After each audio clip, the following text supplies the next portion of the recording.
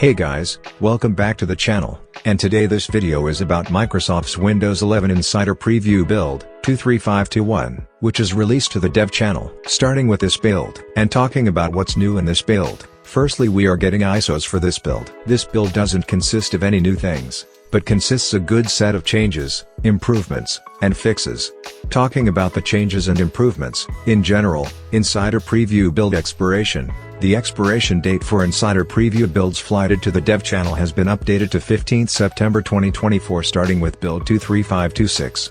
Please make sure you are updated to the latest build in the dev channel. For Start menu, for files that do not have rich thumbnail previews that can be provided, it will no longer show a blank preview area.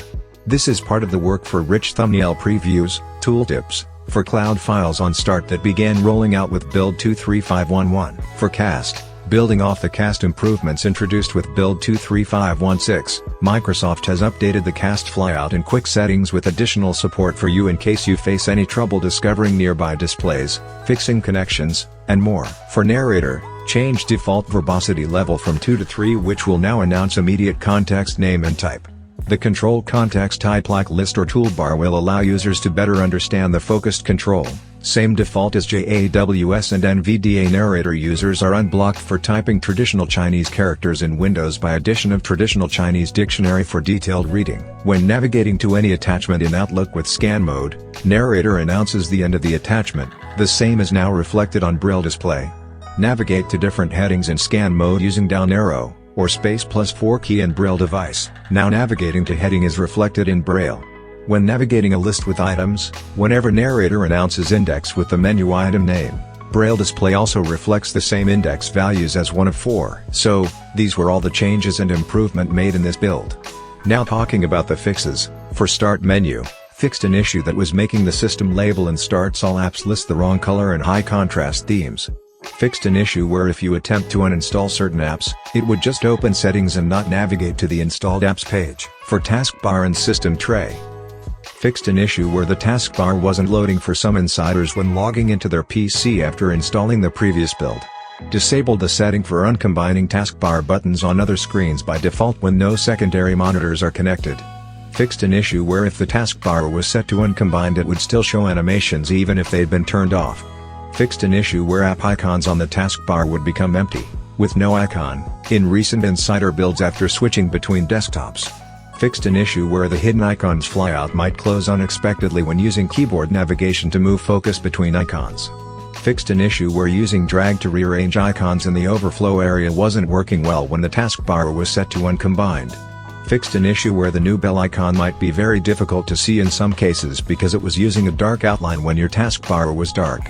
Fixed an issue where if you had enabled the End Task option in the taskbar, the setting wouldn't persist across upgrades. Fixed an issue where after upgrading the Bluetooth icon in the system tray might not display in the system tray after upgrade even though your PC supported Bluetooth and the Bluetooth options were shown in settings. For File Explorer, fixed a high-hitting Explorer.exe crash when launching or interacting with File Explorer in the last couple flights. Fixed an issue where using the Reset Folders button in folder options could cause Explorer.exe to crash. Fixed an issue where the chevrons in the File Explorer address bar were pointing in the wrong direction if your display language was set to Arabic or Hebrew. Fixed an issue where saving files to OneDrive locations in File Explorer could take a very long time, making it seem like the app you were saving from had become unresponsive, in the latest Insider builds. Fixed an issue where the context menu and drop-down menus in File Explorer weren't working with touch. Made another fix for the issue causing the context menu and drop-down menu backgrounds to be transparent. Fixed an issue where the menu shown when doing a right-click drag on one of the newly supported archive formats didn't have an extract option like it does for zip files. For Dev Drive, fixed an issue where dev drives might not auto-mount after upgrading to a new build, causing apps that tried to access them to not work. Improved error messages if dev drives fail to format.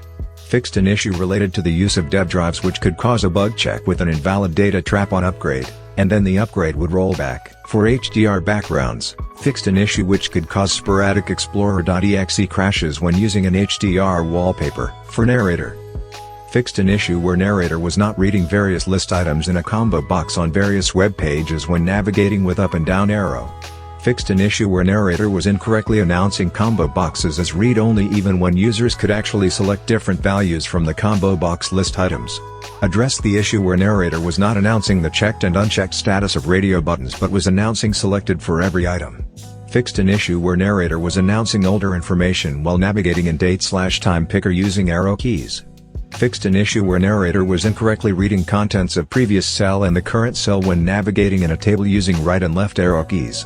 Fixed an issue where narrator is incorrectly reading older window title even after navigating to enter control. Fixed an issue where narrator is reading entire paragraph when up arrow is invoked in online Word document. Fixed an issue where narrator was incorrectly reading out last word of previous paragraph when a new paragraph started with a punctuation mark. Fixed a bug where narrator was not announcing the character being deleted when using backspace key in some text fields on the web. Fixed an issue in narrator where while entering any number in CVV edit field, narrator should only announce as hidden, instead of CVV edit, hidden new line selected. Fixed an issue where narrator is not able to detect different headings on some web pages in scan mode while using H key to navigate. Fixed an issue where narrator scan mode arrow navigation skipped first item in container. Fixed an issue where narrator is skipping the first item after navigating via landmark using D key in scan mode. Fixed an issue where narrator focus did not move past the first checkbox if there was a list of checkboxes when using up and down arrow key in scan mode. Fixed an issue where narrator was not activating combo box when navigating using up and down arrow and using enter/spacebar to activate it in scan mode. Fixed an issue where narrator would collapse the combo boxes in scan mode when navigating with up and down arrows. Fixed an issue where navigation commands are not executed as expected in a dialog box when you enter the dialog the second time. Fixed an issue where narrator find was not working consistently on web pages when using narrator key plus control plus F key combination for input.